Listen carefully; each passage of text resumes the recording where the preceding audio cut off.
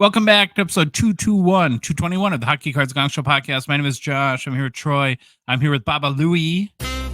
He's America's sweetheart.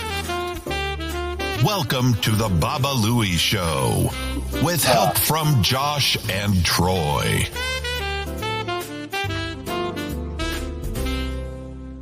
Smooth jazz. I like it. I like some smooth jazz. Nice. Is this the hostile takeover, Baba Louie? Are you taking over the show at the Hockey Cards Gong Show here? I guess so. All right. The quitter takeover? Quitter takeover. We'll get into that. Well, speaking of jazz, have you guys ever been to the Dakota Jazz Club in downtown Minneapolis? Where Prince would famously play, of course. Prince would famously play all the time, just randomly, 3 a.m. Mm-hmm. Dude would walk in, play, and blow everyone's mind, and then leave and not say a word, and you couldn't look at him, could take pictures. Cool place. Did you guys ever go to Paisley Park and waste like 5 hours waiting for him to come on stage in the wee hours? I think I went once in college where he did the I'm having a party at Paisley Park, and he'd go on at 5 a.m. and people would show up at like, I don't know, midnight. Doors open at midnight, going at 5 a.m.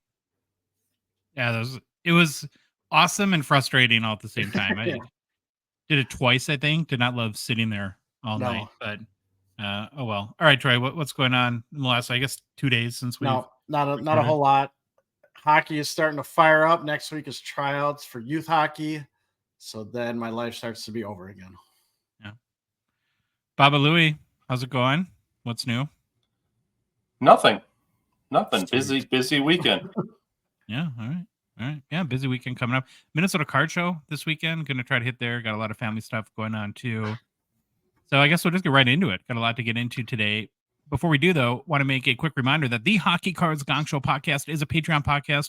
What that means is we rely on support of listeners and watchers like yourself to help us cover our show expenses, continue to produce more and what we hope is better hockey card content, and then fun initiatives, even in a small way to grow the hockey hobby. It's very easy to support us. You can do it through Patreon, become one of our first 199 supporters. Still, I think a few left of that. And it starts as little at $5 a month. You go to our website, hockeycardsgongshow.com, click on the Become a Patron link at the top of the page. You go to the Patreon website directly, patreon.com, and search for Hockey Cards Gong Show. There's a link in the show description in both YouTube and the podcast apps, and then finally in our Instagram and TikTok profile as well. Now, guys, this has to be a record, Troy. Since our last show. It is a record. It's a record for joiners and quitters, I think. We'll get into the quitter. So we got 5 new patrons. Maybe it's the 5K challenge. People are excited about that. Louis is probably going to fall over in his chair because he's the one that tabulates all the entries and results. But so the first one is 2011_18_19. I feel like that's like a safe combination or something. Maybe it's like a Russian radio code. We're being used for military secret codes, like those Morse secret code. Radio. Those radio stations that just broadcast random numbers every like hour. Mm-hmm. Well, thank you to you for joining out of 199. I'm not sure if you're a guy or gal. Then there's Bird Bear, Mark have 331, Tyler 1CM, Nolan, all 5 joined the out of 199 support level tier, and then Louis quit. I quit. I'm done. Oh, we actually realized this when we were driving on our way back from the cabin this weekend. I don't know how we got on the subject of Patreon, but Louis like, I still pay for that, which I like immediately start laughing because not only this truly is the worst job in history in that not only does he not get paid to work on the show, he actually has been paying us to work on the show. So I'm like, yeah, Louis, you should probably quit that. Yeah. Or you just lost faith in us. Which one is it, Louis? Well, if I quit, I probably lost faith. So. Oh geez. So do we got to boot Louis from the Discord or what? No faith lost. No faith lost. I already fixed that. Yeah. I don't know how you're going to do 5K challenge now, Louis, if you can't get into Discord. We just booted you. Have fun with that. In all seriousness, it's 5 people is amazing. It's can't believe it. And thank you guys very, very much for your support. All right, Troy, you ready with the game plan? Should we get the show on the road? We begin today's show with the almost greatest NHL player to wear number 21. And Louis was very excited. He texted me about it. I did. Next, it's another installment of Hobby Deep Dive Sets Edition. We then look at hobby news and hint. There's a pretty cool thing we got to create that Josh will talk about, so stay tuned for that. Then it's time for another 2024-25 NHL season preview. And this time we look at hobby comeback candidates. This is followed by new product releases. We end the show by taking a look at some of our favorite hockey cards in the current Fanatics Collect Weekly Auction and any personal pickups. All right, fellas. Previously, we looked at the greatest NHL player that wore the number that matched our episode number. We ran through all the numbers. So now we are looking at the almost greatest NHL player to wear each number from the runners-up in the Hockey Writers' greatest NHL player to wear each number article. The almost greatest NHL player to wear number 21 for the nominees in the Hockey Writers' greatest NHL player to wear each number article. And selected by me is this guy, Peter Forsberg. If you're watching on YouTube, awesome. Yeah. You can see his 21. His breezers are ripped. You can see his skin. It's hilarious. I don't know what's going on. And the puck camera. Peter Forsberg. Good Swedish name. All right. The other runners up for the greatest wear number 21 were Boris Salming and Guy Carbonneau. So can I stop you right there? Yeah. I can tell we made huge progress as a show. A year and a half ago, had you had to say Boris Salming and Guy Carbonneau, that would have come out like Boris Salming and Guy Carbonero. I still get confused. His name though, Boris, because it's that S that starts his last name. It's almost like his first name is Boris, and then Salming. It's like Boris Salming. But yeah, and Guy Carbonneau. Yeah, I've made. I could say Jerome McGinley. That used to be my absolutely. I hated that name. I couldn't say it at all. But all right. Wait. Here's the coup de grace. Big test. Say Stevie Y. Say his full name. Steve Yzerman. Holy cow. That is coming. I'm getting it. There we go. Much ado about nothing. All right. As a reminder, the greatest in that wear numbers 21 was Stan Mikita. All right. Our boy, Peter Forsberg, a center from, and now it all falls apart. ORNSKOLDSVIK Sweden. Ornskoldvisk, Sweden, I guess. We do have Swedish. Ornskoldvik. What is it? Ornskoldvik. There you go. Ornskoldvik. I did not go there when I played over in Sweden. Show off. I was in Stockholm the whole time. All right. Forsberg was drafted 6th overall in the 1991 NHL entry draft by the Philadelphia Flyers. However, on June 30th, 1992, the Flyers traded Forsberg as part of the package deal in the Eric Lindros trade. Forsberg played in 708 regular season NHL games over a 14-season NHL career. However, here's the crazy thing. He only played 13 regular seasons, as he missed the entire 2001-2002 regular season after having his spleen removed during the 2001 NHL playoffs. However, he did return for the 2002 NHL playoffs. So it was kind of nuts. He gets surgery, gets a spleen removed during the 2001 playoffs, misses the whole entire next regular season, but then comes back from the playoffs. And if I remember right, I think he was the leading scorer in the playoffs. It's just, he was fantastic. Forsberg played his first 9 seasons with the Quebec Nordiques / Colorado Avalanche. The season after the lockout, Forsberg played with the Philadelphia Flyers.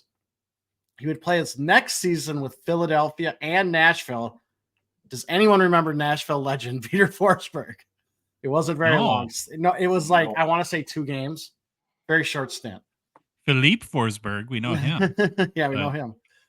Now, we've covered this before, Troy, but the Nordiques won the whole Lindros. Oh, I'd say so. Yeah, they built. I mean, that trade was a building block for the Colorado Cups. Yeah, because it wasn't just Forsberg; they also got a lot of other key pieces as well, from what I remember. Of course, it didn't write down, but no, that's right. All right, Forsberg played his final 2 seasons with the Colorado Avalanche. Okay, awards and accomplishments for our boy. He's a Hall of Famer, 2-time Stanley Cup winner. 1995 Calder winner, which means he was also on the all-rookie team. 1-time Hart winner. 1-time Art Ross. 3-time NHL first all-star team selection. 7-time NHL all-star game selection. named to the top 100 players to play the game by NHL.com in 2017. Forsberg's number 21 was retired by Colorado in 2011. Now, Josh, I don't know if we've had this before. We have a two-time member of the Triple Gold Club. Peter Forsberg won 2 world championships, 2 gold medals in the Olympics, and 2 Stanley Cups. I'm sure we have had it before. I'm sure we've had it before. I just didn't realize it, but I'm going to call it out for Forsberg. All right.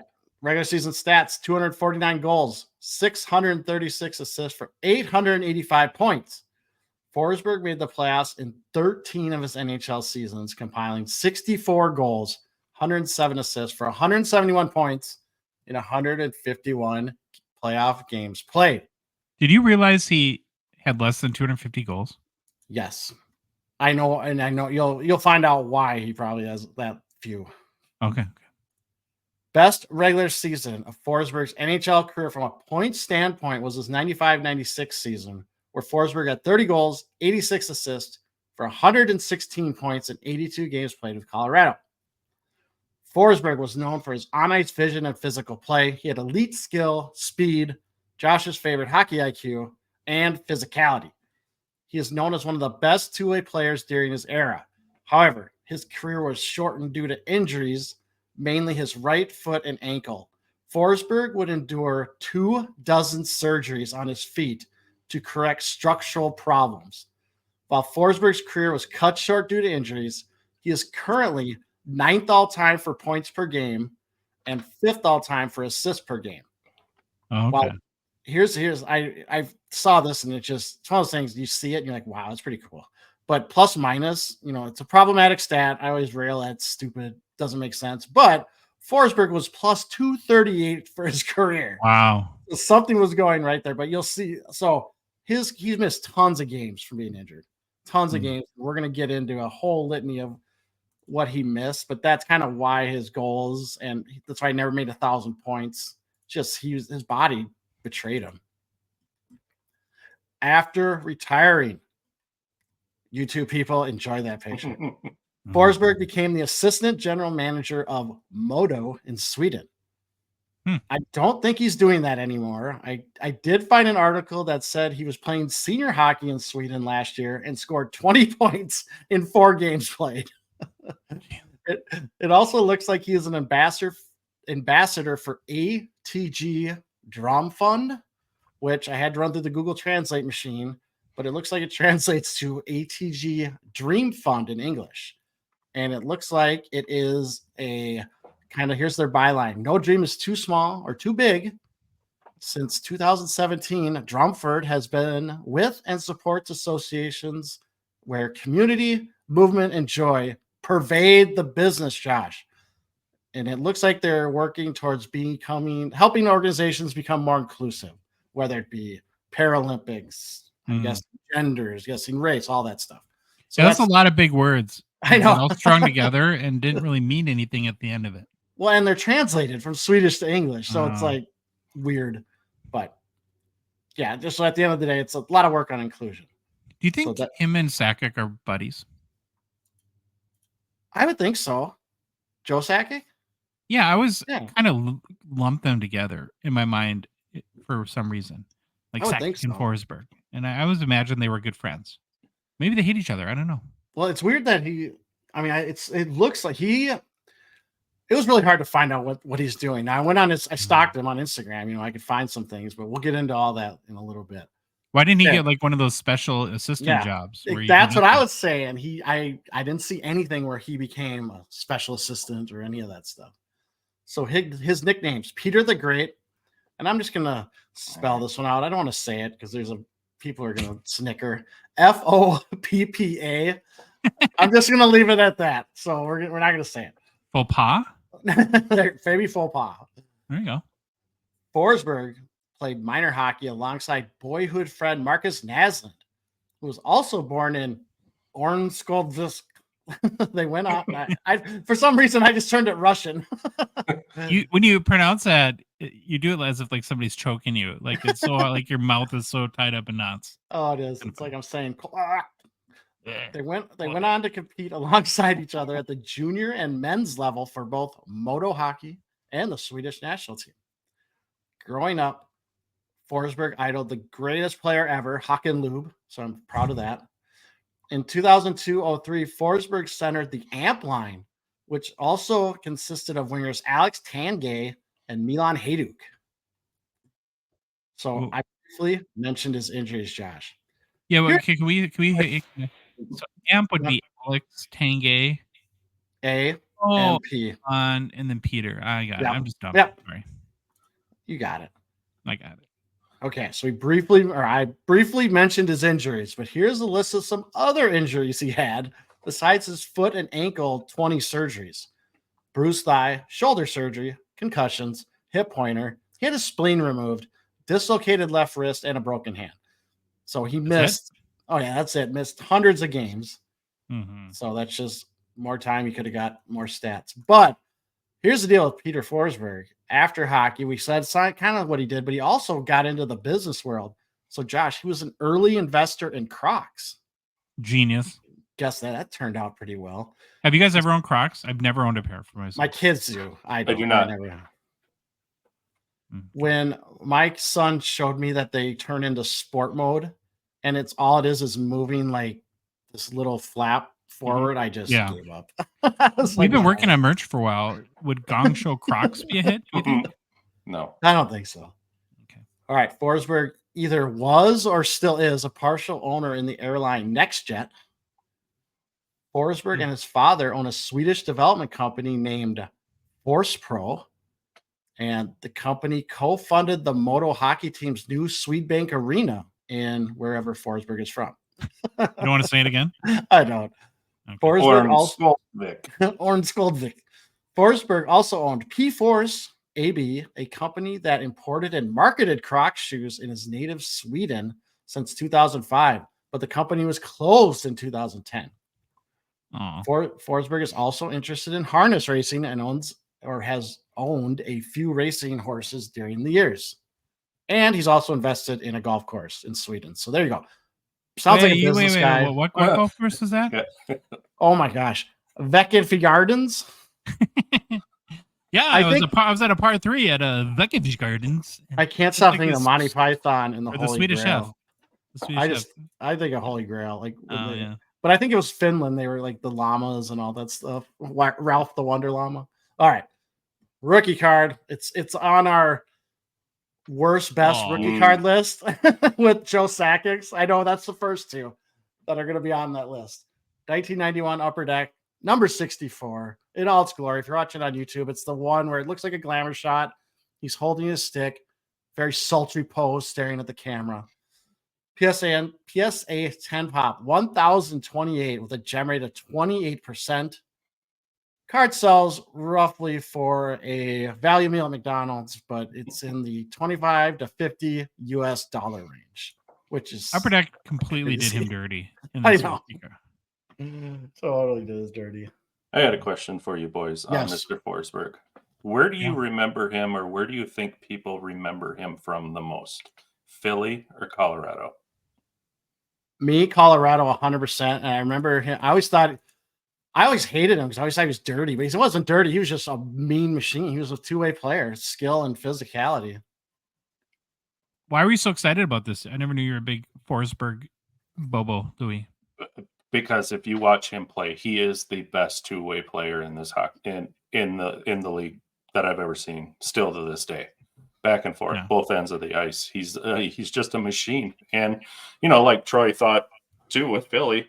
Maybe it goes hand in hand with Philly, but dirty play. The dude, he was remarkable it wasn't to dirty. watch. I was just a bitter. Yeah, he's always beat up on us. Yeah. True. Well, who didn't? And you guys have any Forsberg cards? I really don't. I do, but they're like random ones from newer sets. Yes. What about you, Louis? Not a lot.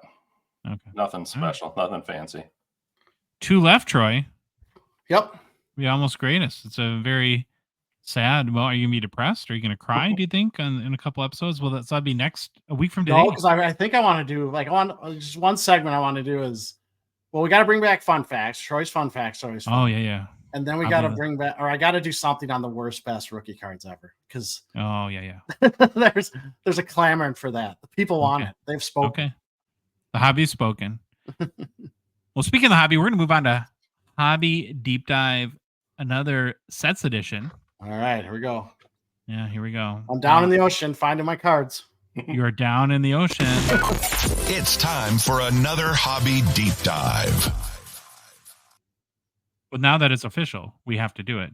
Yeah, we're back for yet another edition of Hobby Deep Dive Sets Edition. It's where we go deep and dive into a specific hockey set chosen by you. How that works is we come up with 4 options, 1, 2, 3, 4, and put them up on an Instagram poll. There it is. That was a joke for the YouTube people. The listeners on audio are like, what is going on? What is going on? Then you guys vote on which one you want to learn more about. We try to pick 4 epic sets, but we also do include each time the 1998 OPG Chrome Blast from the past, because every time it loses, Phil gets weird and emotional, and that makes the 3 of us happy. So just got to get that. Be full disclosure. That's what we're about on this show. Before we get into this week's set options, here's a quick recap of the sets we've completed, a deep dive so far. We've done a lot. So we've done how many? 1, 2, 3, 4, 5, 6, 7, 8, 9. This is number 10. That's pretty crazy. We did 21 16-bit, 98 Atomic Refractors, 08 Jambalaya, 96 UD Game Jersey, 09 Crosby Tribute, 96 Run for the Cup, 04 Young Guns Legends. That was Phil's choice, although it's supposed to be Young Guns Retros. He just pulled the Phil and gave us the wrong name. 14 15 Seismic Gold, and then 15 16 Young Guns Acetates. All right, so there's 4 options that we threw up on our Instagram poll for this week's Hobby Deep Dive. Again, Phil's 1998-99 OPG Chrome Blast from the Past. 15-16 The Cup, The Show, which is kind of weird to say, The Cup, The Show. 18-19 Upper Deck Fanimation, and 2021 Fleer Ultra Team.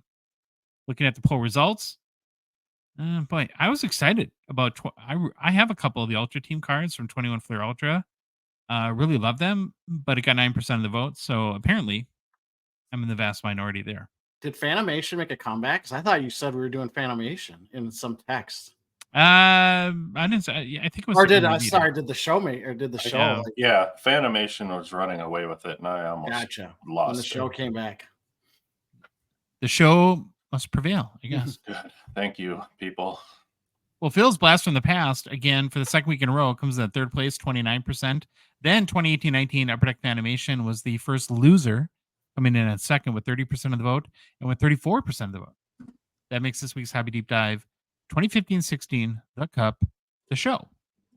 Yeah, there we go. All right, it's time for us to get nerdy, Troy, and go deep on another hockey set. So 2015-16, The Cup, The Show is the first year for the show set. It's a horizontal shadow box style card that features athlete autos. The inspiration for the set was from a UDA, I think that stands for Upper Deck Authenticated card, also called The Show. Now, I got that info directly from Upper Deck. So they had a card just called The Show, and then they put an Upper Deck The Show card. Is that what? Where was this other show card? Just hanging out? I don't know. I couldn't find it. I'm just telling you what Upper Deck told me. So they said that the inspiration from a UDA, Upper Deck Authenticated card or product or set called The Show. Okay. So if anyone has better information, let us know. But yeah, don't shoot the messenger, Troy, on that one. So for 2015-16, The Cup, The Show was broken down into actually 3 subsets. The first one is multi-sport stars. So there's 5 cards on the checklist with a giant curveball coming in a little bit. So the first one is CM Punk, this card was in 1 in 270 tins. The wrestler. You a CM Punk fan, Troy? I will say this, like, I watch us. I didn't know that much about him, but I've tried to watch him a lot more since he came back, and I dig him. And he's a great like heel, and it sounds like some of the I never know with wrestling if they're real life hate each other or they just are doing it for the show. You just the kayfabe. You never know what's going on. Sounds like Peter Forsberg wasn't a great heel. Maybe he. Next one in the multi-sport subset is Holly Holm, UFC fighter, right? UFC fighter. So I remember she got really big when she beat Rousey. I think she was She was one that took down Rousey at Rousey's height. But this card is ridiculous. What is this pose? Like, it's like a jazzercise, like, right? If you're watching on YouTube, she has her hands behind her back. I mean, showing off muscle, obviously, but it's just really odd looking. I don't understand it. Like, it looks like an ad for diet pills, doesn't it? It does. It's really weird. Then Michael Jordan, check out this odds: 1 in 4,860 cup tins, unlicensed card. Yeah, what team is that on his jersey? No, fake team, summer league, summer ball, whatever. Tom Glavine, another unlicensed card. He looks like he's like wild, waving to the crowd at the Hall of Fame or something like that. Doesn't even look like him. I don't know. Like this must be an older Glavine. Looks like Senator Tom Glavine, right? Now this one at least kind of relates to hockey. He was drafted, right? He was drafted into the NHL. by the LA Kings. That's come up like on a lot lately. Then lastly, Tiger Woods, 1 in 2,340 tins. There's a nice looking card. Yeah, his signature is fantastic. Like any Tiger Woods card that's auto looks awesome. Yeah, it looks a little bit like Fitzwinkle, but now this is a card that you mentioned you really like, right, Troy? I like this one. When me and Phil were at the Montreal Card Show, that one guy had a complete set. I think it was the letters of Tiger Woods or Tiger, and they were autoed. His auto is just gorgeous. I wish more people would sign like he did. Or because he golfs in a hockey jersey and has a nameplate. It's just really nice, really, really cool signature. Now, these were a little bit controversial as the number of hockey collectors weren't exactly pumped to pull their Holly Holm card as the big hit out of the most expensive hockey product of the year. So what are your thoughts on that? I think you'd be pumped if you got a Tiger Woods, but probably a little disappointed if you got Holly Holm, right? I think I would be upset with everything but Tiger Woods. Like you just kind of said that.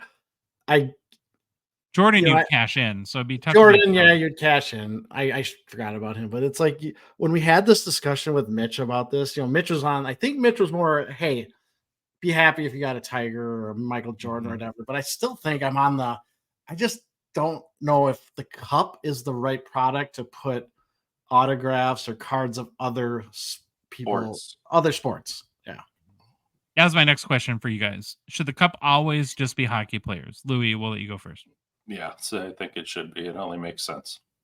Well, I'm curious what the NHL thought of this. Like when this happened, did they like get on the phone and be like, "Hey, remember the deal that the cup's supposed to be the highest end hockey product?" I'm curious what happened with that, or if they didn't care at all. Maybe they're so caught up in Connie McDavid's rookie year that they didn't care. Didn't notice. Didn't care. So that's the multi-sport stars subset. The next one has 4 cards in it.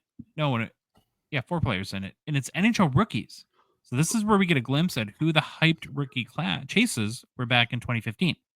The first one is a gentleman named Connor McDavid. Did he ever pan out, Troy? I think so.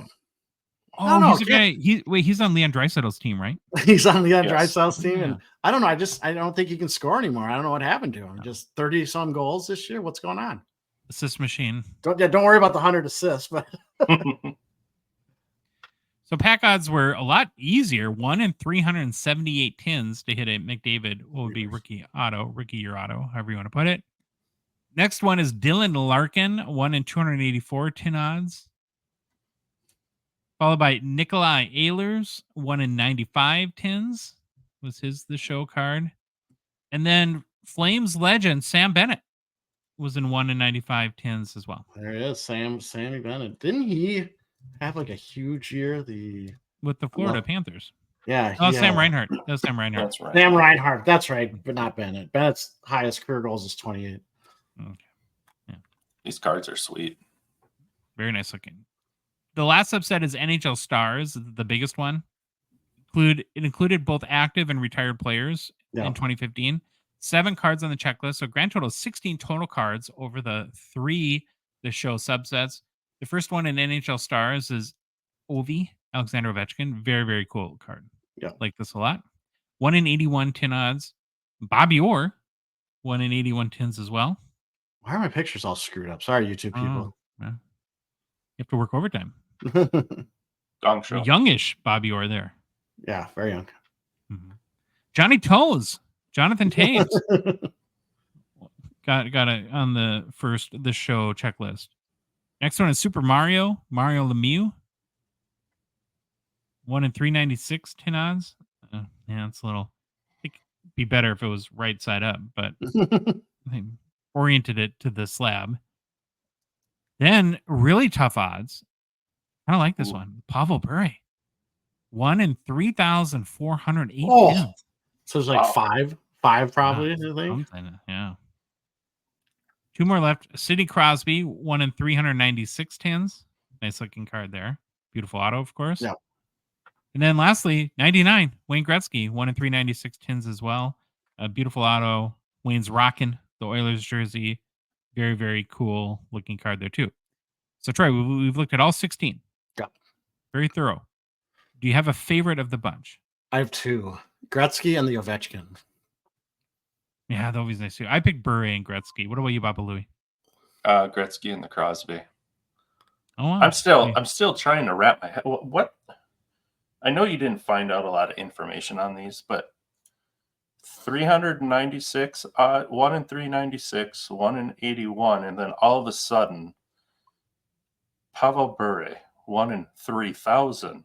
Russian Rocket don't sign for 408. Jeez, you never know what happens there. Maybe half of them got destroyed or were unusable or damaged or something like that, and you never know. Or he didn't want to sign. This could have been a contract thing. Yeah. It gets a little behind the scenes. It gets a little weird sometimes in these especially situations. with like Russian players. It seems it's always some kind of issue sometimes with Russian players.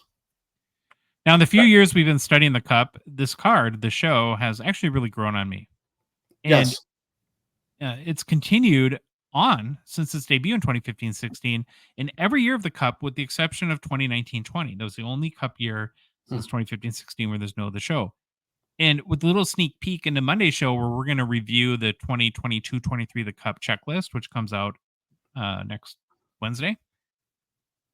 There is the show. The checklist or the actual set comes out? The set comes out on the 18th. Okay. So, yeah. And we're going to review the checklist on Monday, but there is the show in the new release of the Cup as well. Okay. Here's a look at the top 5 highest selling the show cards from 2015-16 the Cup, along with each's respective top sale. And remember, any sales made via eBay have been verified as paid for in Terapeak. At number 5, Mario Lemieux BGS 910 sold for $1,474 US in August 2023. Do you think that carpet sold for $500? At least it's not like the old mattress without a sheet on it. Look, I love that one. Number 4 is a Tiger Woods BGS 910 sold for $2,014 US in August of 2022. Number 3, Michael Jordan BGS 8.510 sold for $3,630 US in August 2023. Okay, Troy, ready for a curveball? You ready? I was going to say my little snide comment next, but I'll on this Jordan, but I'll wait for the next one. All right. The second highest selling 2015-16 the show card is this LeBron James that sold for $4,013 US in February 2023. Now, if you're thinking, wait a minute, that we went through all 16 and there was no LeBron card on the 2015-16 the Cup checklist, it's not. This was a 2015-16 update in 2016-17 the Cup. Oh boy, that's a debate. Yeah. I know. And because I went to all the checklists first and I did this whole write-up. Yeah. And then I was looking at the top sales and I'm like, oh, LeBron? I'm like, what? What? And I went back to all the checklists. I'm like, there's no LeBron. Then I reached back out to Upper Deck and they're like, yeah, it was an update in 2016-17. So we've been through 4 cards. And I just want to say, you do have hockey players in your hockey top 5 sell list, do you? I hope there's Mario. Lemieux was number 5. We had one. Okay, so now when you get a card like this, is it considered a 2015-16 the card? Or the set or the 2016-17 set? I don't know the answer to that. I've always said whatever's on the back of the card. When they put I don't know if these have the year on the back. Some cards did and some did, but in most recent sets, say in like 2021, 22 stature, I pull a 2020, 2021 card. It will say 2020, 21 on the back. That's where I figure that's where it goes. Whatever's on the back of it is what the card is. Yeah. What likely happened is he didn't return the cards in time for the cup to come out in 2015-16, so they just threw them in the next year's set. Would be my best guess. Well, the number one card is a Connor McDavid BGS 9.5 that sold for $5,878 in April 2023. It's another case of the missing eBay photo. So here's one the raw one to look at if you're on YouTube. No Gretzky in the top 5. What are the odds of that? That's odd. That's crazy. That I would have never expected that. If you ask me who the number one seller would be, I was gonna be like Gretzky. You know what's cool about these cards? Have you seen Upper Deck when they do those? When we're at the expo, they have those boxes you can buy for like $1,000, $2,000. Monumental boxes? Yeah, monumental boxes. They have random stuff in it. They have those posters that are really long, but they kind of look like these cards. Yeah. They look like those because they have a lot of white in them, a lot of like really clean looking. And McDavid's got his big auto through it, or Gretzky. That's what it kind of reminds me of. And then later on, they came out with the white version and the black version. Okay, I think that was in last year's the cup. If memory gold auto on the black, gold or silver, I can't remember. Oh, gold would be nice. Yeah, the card design is very clean though, and it's a perfect. Like, I made this point a number of times on why. Like, a good example is why I don't like OPG Platinum autos. Like, I would rather have a Seismic Gold out of 50 than a Seismic Gold auto out of 25, and I'm in a total minority. And this illustrates exactly why. To create an OPG Platinum auto, they take the regular OPG card and they deaden a part to make the auto fit on the card. This card is designed to have an autograph. It's designed for the autograph to be the focal point of the card. And it's just beautiful and balanced. And someday I really want to have a nice one, particularly a Pavel Bure. I think the highest sale was like on one of those, being the really tough odds, was I saw something like $500 like 4 years ago. There's no way it would go for that little now, but I would try. Just because you said it, I know we don't really talk about this a lot, but 22, 23 OPG Platinum went live on ePack. If anyone cares. I remember that email yesterday. $209.99 a box. Okay. So sweet. Sorry. Well, there you have it, Troy and Louis. Another hobby deep dive in the books. What did we learn? Learn they're cool cards. I think they're really awesome cards. I hope they don't ever try to like put a patch in these things or something. I don't know if they would ever do that, because this card is made for one nice auto and a lot of white space. I know they've tried like non-autoed and numbered ones, but yeah, it's like some things you can't parallel to death. I wouldn't mind. I mean, a non-auto would still look really cool. It's obviously not going to be worth as much, but it would still look nice. I love when they have like a lot of white space on stuff, like presentations, cards. I like that. You learn anything, Louis? I learned they're awesome. I love these cards. I came across one the other day and didn't know anything about it. And then I saw we were going to talk about it. So I just figured I'd let you have at it and learn something from me. But clean cards are one thing I like the most. I don't need a lot of mumbo jumbo all over them. All right, there we go. Got to make a quick mention for Gong Show partner and sponsor Slab Sharks. Very thankful to them for their support of our show. The current Slab Sharks weekly eBay auction ends tonight. Head to slabsharks.com to check out all the amazing hockey cards ending and get your bids in. I didn't have this in our notes because they had just posted almost right before we recorded.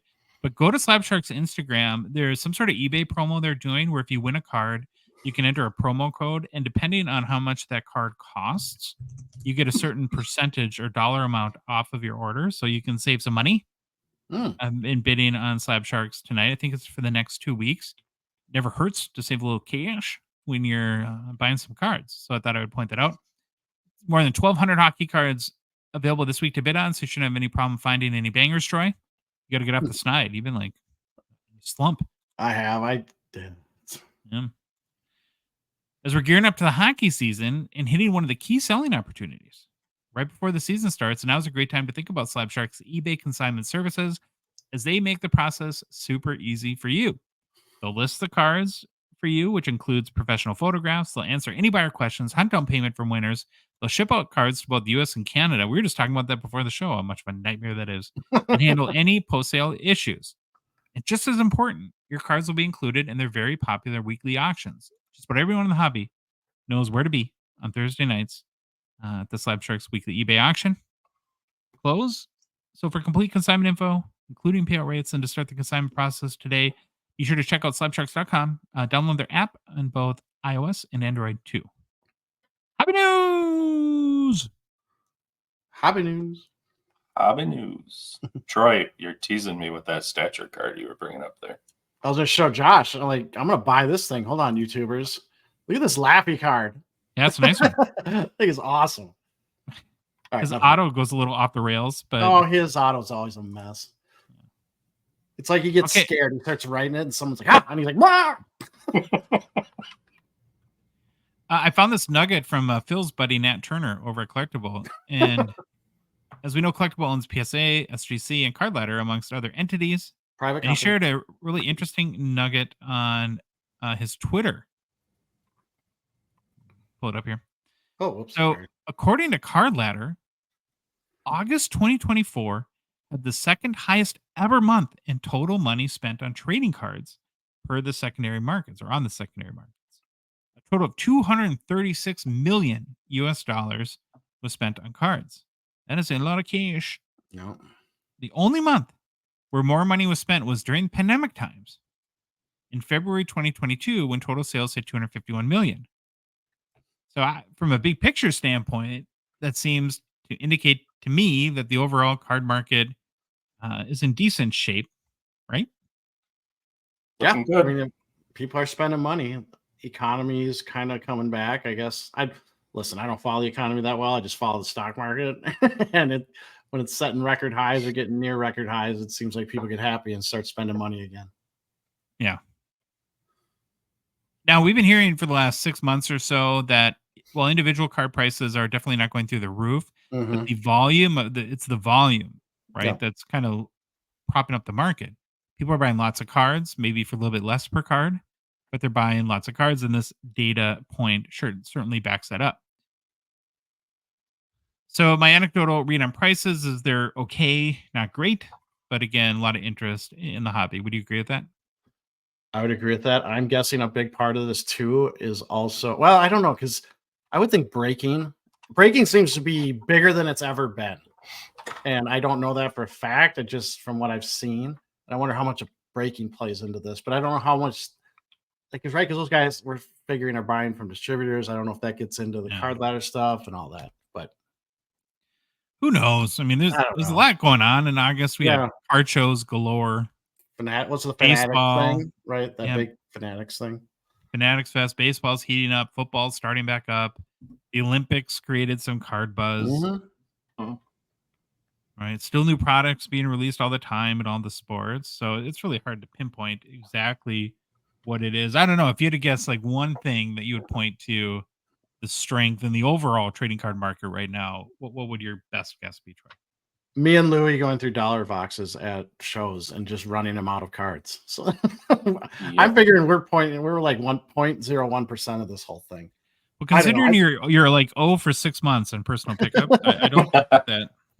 Well, I gotta just wait, man. When I get to that show or get to the sport, maybe this weekend I'll go nuts because the Minnesota Card Show. Maybe. But regardless, I like to see it. Hope it keeps rolling. Speaking of card ladder, I didn't even answer your question. I just kept going. Economy. I'm gonna say economy is getting stronger. There you go. Well, speaking of card ladder, very, very exciting news for us. Something we've been working on for a long time. It's hobby news about the Gong Show, kind of. Well, it is about the Gong Show, right? Yeah, code ourselves. I might as well. Yeah. After a number of months of work, Card Ladder unveiled a couple of days ago, Troy, the Gong Show 100 Hockey Index. Oh.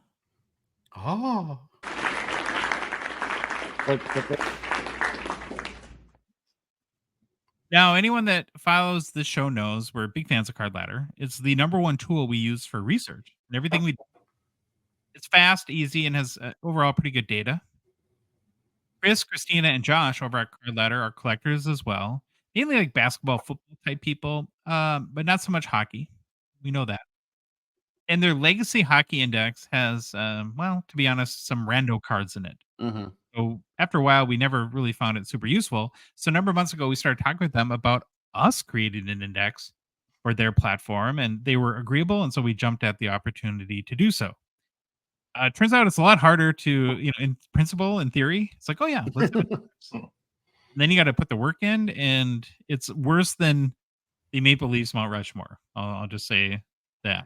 I'll say if anyone's wants to look at it, Google. I think you can find like a card letter white paper that Josh, I think, wrote, or maybe both Josh and Chris wrote, where they talk about creating indexes for sports cards and how kind of difficult it is. Oh my So god.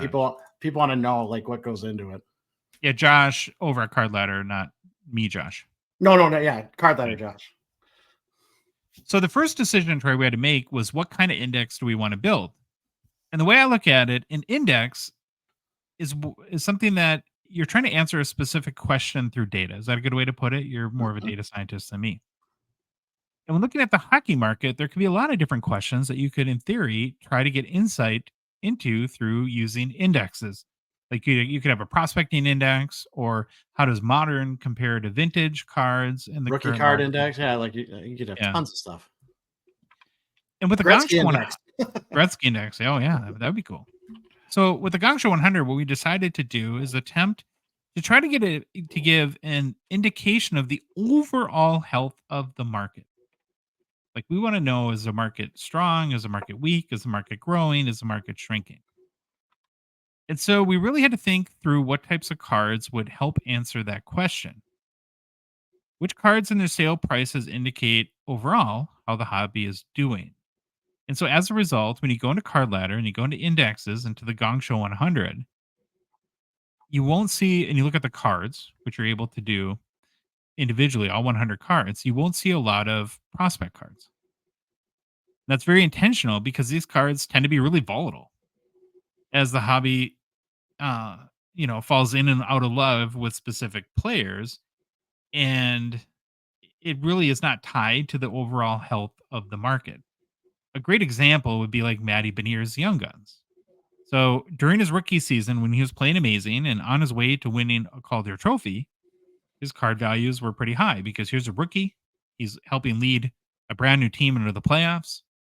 He's having a Calder campaign. And then, of course, last year, he hit a pretty big wall in a sophomore slump, and it dramatically affected his card market.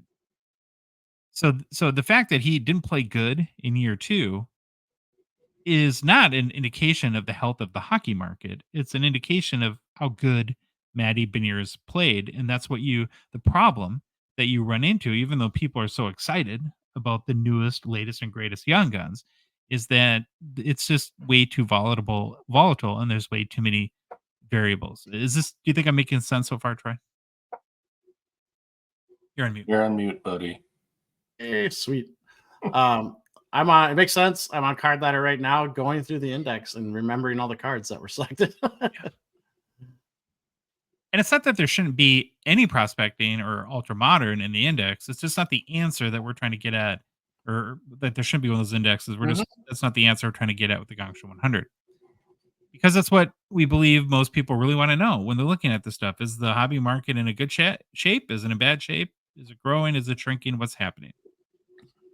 Now, it also needs to be said that there's no collection of 100 cards that can, in absolutes, give you that answer. Mm-hmm.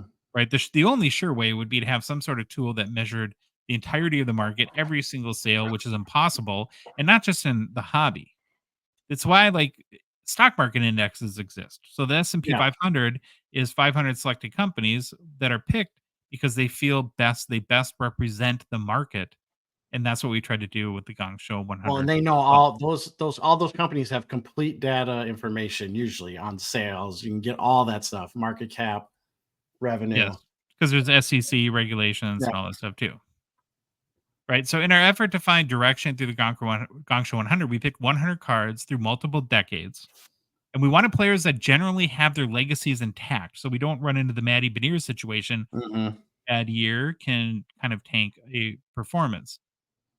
Now, when picking a card for an index, you have to really consider three things, right? In addition to the right players.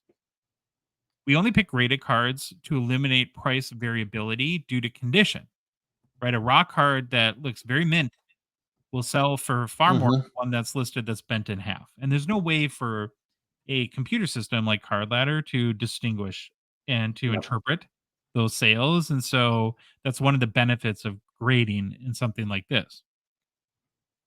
We also wanted to pick higher grades if possible because there's less condition variability as grades get higher. Same thing sort of exists for like PSA ones. There's some PSA ones that you can't even believe were graded that high that are like total garbage. Have been like washed 4,000 times, been torn in half. The dog bit some of it, and the baby spilled spaghetti on it in their PSA one. And then there's other PSA ones that are like, wow, nice card. Yeah. And what you'll see is there can be a huge difference in the price they'll sell for. So from an index standpoint, the higher the grade, the less variability you tend to get in condition, and you're not subject to, again, price interpretation.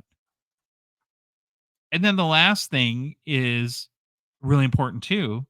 You have to pick cards and grades that get enough sales in a year to feed the index, to give it data so that you can get that directional information as to where the market is heading. Right. And then this is where you have to balance some things out. Like maybe a PSA 7 has less condition variability, sure. But if there's 2 sales in a year, typically, it's not much help to an index. Right. So maybe the PSA 5 that has 15 sales is a better fit. So we had to try to make those decisions too. So yeah, once again, it's a multi-variables. You're picking through the 5,000 players that have ever played in the league and then trying to weigh all this stuff. It took a long time. And we got good feedback from Card Ladder too, and kind of help and guidance from them. So when you look at the 100 cards that we selected, the earliest cards go back to the very first hockey sets. Like here's one of the 100 is this 1911 C55 George Vezina PSA 5.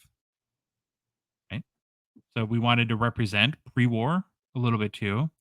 And then there are a few cards from the 2020s as well. So all the way up to like something like this 2023-24 Upper Deck Bedard Young Guns Outburst Silver PSA 10, where we picked this one again to try to eliminate some of the price variability that you're going to get as the population increases in his base Young Guns, which we've been tracking on our show for a long time.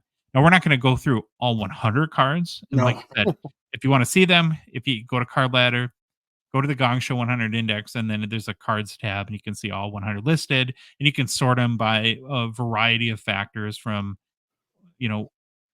biggest gainers in the last month or two, the population counts, however you want to look at them. That's one of the awesome things about the Card Ladder platform. But I do have a quick breakdown that I can share as the number of cards by decade. So we picked 5 pre-war cards, 14 cards from the 1950s, 6 cards from the 1960s, 15 cards from the 1970s, 18 cards from the 1980s, 10 cards from the 90s, 11 cards from the 2000s, 14 cards from the 2010s, and 6 cards from the 2020s. So, and of course, as you guys look at the Card Ladder Index, let you know what you think about the card choices. We'd love to get your feedback. I guess that's the basic overview of the how and why we did this. Do you think I left anything out, Troy? Sounds good to me. That's what we talked about. Okay. So now for the very first time, right, we're going to look at... Let's review. At the hockey market performance according to the Gongshow 100 index. Now, over the past month, the market has been pretty stable, essentially flat. Last 6 months have been a little rough for our beloved hockey market as our index is showing a loss of 19%. I've been a touch better over the past year, so with an 18% loss. While we're seeing a lot of volume moving and card selling for the blue chip cards, which kind of our index represents in the hobby, prices have declined. There's probably a million reasons why, and we could spend an hour literally try speculating on that. But it's just what the data is showing how the market is moving, and then hopefully as the season comes, we'll start to see some growth. That would be good. And of course, like when it debuted the other day, it was like the worst performing index. So I think it still is. I tried to look again today. Great. Hey. I don't know, Troy. So overall thoughts on this new tool that we partnered with Card Ladder on? You excited to see how it's super excited. Josh did yeoman's work on putting most of the cards in this thing. And thank you to Card Ladder for letting us do this and giving us feedback and letting us put it on their platform. This is kind of one of those things where a couple years ago when we were starting this whole experiment, you would have never in a million years guessed that there would be a Gongshow 100 index. And I'm really excited to see kind of the trend, right? Because that's data, that's the trend that's typically most important. Now, if you're interested in looking at the index and trying out a Card Ladder subscription, we definitely recommend the service. There's a link in the show description in both YouTube and the podcast apps. So you can go ahead and sign up there. And like Troy said, thank you to the crew at Card Ladder. This was a lot of fun to put together. All right, you have another quick story for hobby news, right, Troy? I do have a quick story. It's not really, well, not cards, but just NHL update really quick. So this guy, no one knows who he is if you're watching on YouTube, Bill Daly, Deputy Commissioner of the NHL, way more personable. Let me tell you this. He's way more personable than Gary Bettman. Like, Bill Daly actually talks like he knows hockey, and he knows the teams, and he knows what's going on. He's not just worried about the numbers. But on Tuesday, he addressed a bunch of different topics at some meetings, and I just wanted to give a quick rundown what he said. They asked him, obviously, about expansion, and he basically said expansion is not a priority right now for the NHL. They had Seattle and Vegas go very, very, very well. However, they are not looking at any more expansion right now. With that being said, they will never pass up a golden opportunity or an opportunity, he said. And there was a lot of questions around diluting talent if they keep expanding. And he basically shot that down and said, listen, there's been no better skill in the NHL than right now. So that was interesting to hear from him about that. Then my favorite thing, deferred compensation. They talked about that and how teams are, we'll just say, getting really good at circumventing the salary cap. So he said that will have to be a topic in the next CBA. Along with that is teams using long-term injury reserve to circumvent the cap. Playoffs. So that's going to be looked at too. So hopefully they can figure that out. He said crazy about about the majority or a good portion of any sports league's collective bargaining agreement. Most of these rules are put in place to save the owners from themselves. I know, because they can't help it. They cannot help themselves. Like, they would bankrupt their own leagues if you left them, because of their competitive spirit, if left to their own devices. Yes, it's ridiculous. I'm said on the show many times, I am 100% support the players and all this stuff. Daly said he does expect neck guards will be required in the NHL. Doesn't think it'll be this year, next year, but he's like, it will happen. They're required in the AHL, I think ECHL. I'm sure CHL probably went to it too. They're still working on finalizing the 2026 Olympic participation, but the big news out of that is he expects no Russian players will be able to play in it. That sucks. Yeah, it sucks. There's been a lot of debate, the big scheme of things with Russia, but should you punish the players? I don't want to get into the whole political. Yeah, and I'm not. I don't make that. My that sucks comment is not at all about the politics of should the nation be allowed to or not. It's more coming from the players. Like, we truly want to see best on best. Yeah, and it's just not going to be that. Yeah, you can't say that it's that completely without the Russian players involved.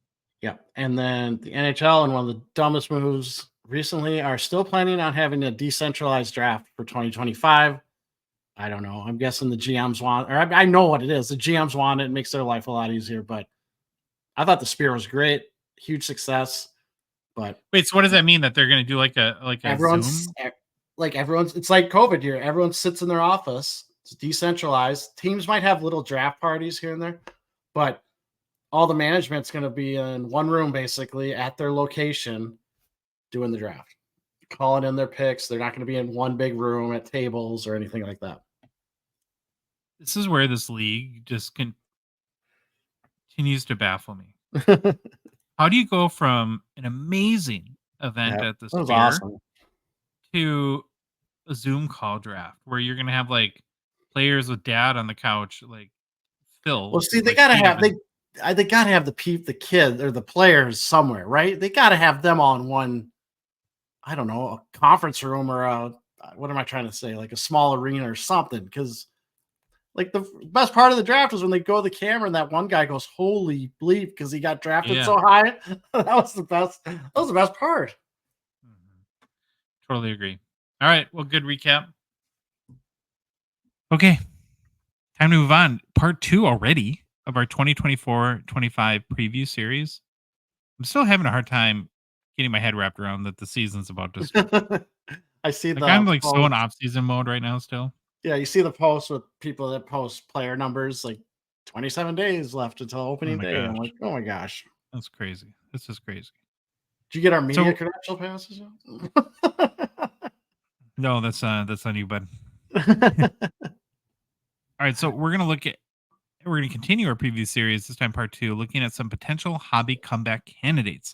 So these are players that struggled both on the ice, and we saw some struggles in their hobby markets over the past year or two. So we spent some time, we did our homework, came up with 5 players that we think could be, maybe, positioned for a hobby comeback in 2024-25. You ready, Troy? I'm ready. You scared? You know, I'm not scared because I'm curious about this first one because I remember, boy, it must have been a year and a half we had a show. Someone got kind of angry with you there was this part where you said of these players we were looking at, which one do you think cannot continue at the pace he was? And your answer was Tage Thompson. And someone got spicy with you in the comments, but yeah, nobody likes their favorite player to be criticized. Yeah. Which I get. So yeah, so our first one is Tage Thompson. So Tage was all the rage, Troy. It was. In 2022-23, when it looked like he'd finally broken through to the NHL superstar status. Yep. Put up a very impressive 47 goals, 47 assists for 94 points in that 2022-23 season. He's powerful, skilled, kind of a marvel to watch what he does in a 6'6", 220-pound frame. And as a result, of course, there was a ton of expectations for not just Tage, but for his Sabres coming into last season. And for both, 2023-24 was pretty much a dud. The Sabres didn't make the playoffs again, and Thompson's production fell from 47 goals and 94 points to 29 goals, 27 assists for 56 points in 71 games played. So that's a big drop. Now, he did have some nagging injuries for a good part of the year that he played through last year. He's also seeing much more of a defensive focus, right? You have a breakthrough season, and all of a sudden your opponents try to game plan around you. But I would say, Troy, that at 26 years old now, it feels like Thompson is really at a hobby crossroads. Yeah. Seems to have all the makings of a hobby star. We just don't know if he can consistently produce at that superstar level. He's a 2017 Young Guns PSA 10 pop 538, 28% gem rate, last sold for $89 US on September 4th. That is down 54% in the past year, also down 16% in the past month. And Troy, this card peaked in January 2023 at $610 US. $89 was the last sale. Wow. Yeah. Where's your confidence meter right now on Tage Thompson? Man, it's not that confident, but seeing him, like you've said this, you've seen him in person. When you see him in person, he is amazing. Absolutely amazing. Maybe needs, I don't know. Is how St. Louis going to be good this year? Or I mean, Buffalo. Yes. Buffalo is all the talent in the world. They just can't put it together. Like they were St. Louis. What am I talking about? There's that whole group of teams. It's Buffalo, well, and now Detroit, still Ottawa, Columbus, maybe that, it's like who's gonna rise out of the ashes there and be a consistent playoff team. And Buffalo has oodles of talent. They just couldn't put it together at all last year. He needs a big season again to get the hobby excited, or else if he'll be, if 26 you said, so he'll be 27 probably during the year at some point. If it's another 50-point season, it's gonna be hard to get that back. Consistency is, you have to be consistent to be a superstar. Yep. Next one is Jason Robertson. Now, I wouldn't say Robertson had a bad year last year. It just went from a great year the before to kind of meh. After putting together back-to-back seasons with 41 and 46 goals respectively, that dropped to just 29 goals in 2023-24. He also dropped in points from 109 to 80. Whereas every year up through 2022-23, his performance increased and his stock, of course, was rising. Last season was a big bit of a step backwards for him. Now his shots, this kind of hit me a little bit. So his shots dropped from 313 when he had 46 goals in 2022-23 to just 231 last season. And then saw also a slight decline in his shooting percentage. I don't know, maybe it's the emergence of Wyatt Johnston and Logan Stankoven that have created less opportunity for J-Rob, as the Stars maybe are using a little bit more of a balanced approach to how they go out the game. There's some talk about their power play wasn't real good last year, or taking a little step backwards, and that might have affected his overall production. But getting back to Stankoven and Johnston real quick, I think a part of the rub when it comes to the future of Robertson's hobby market. We've talked a lot on the show, Troy, about how there's normally not even two hobby superstars on a team, but if there is two, there's certainly never three, right? Think of Mikko Rantanen on the Avalanche. So, of those three guys, who's going to emerge as the Stars' kind of hobby guys, like the number one and number two? And then who will be that third Rantanen type guy when we think of, great maybe performer, but not much of a hobby chase? Now, in this sort of pecking order, what J Rob has going for him is he's still aged just 25 years old, and he's proven twice already that he can score 40 or more goals in a season. So it's just a matter of, was last year an aberration or sort of a trend for the future? Robertson is a 2020 Young Guns, PSA 10, pop 1,514, 38% gem rate, less over 125 US dollars on September 7th. Over the past year, it's down 34%, down 8% over the past month. Now, this card hit 675 US dollars in December 2022. That's when I'll always kind of, from a hobby perspective, lump him and Tage together because they both popped really at the same time. So, I don't know. What are your thoughts on J-Rob this upcoming season?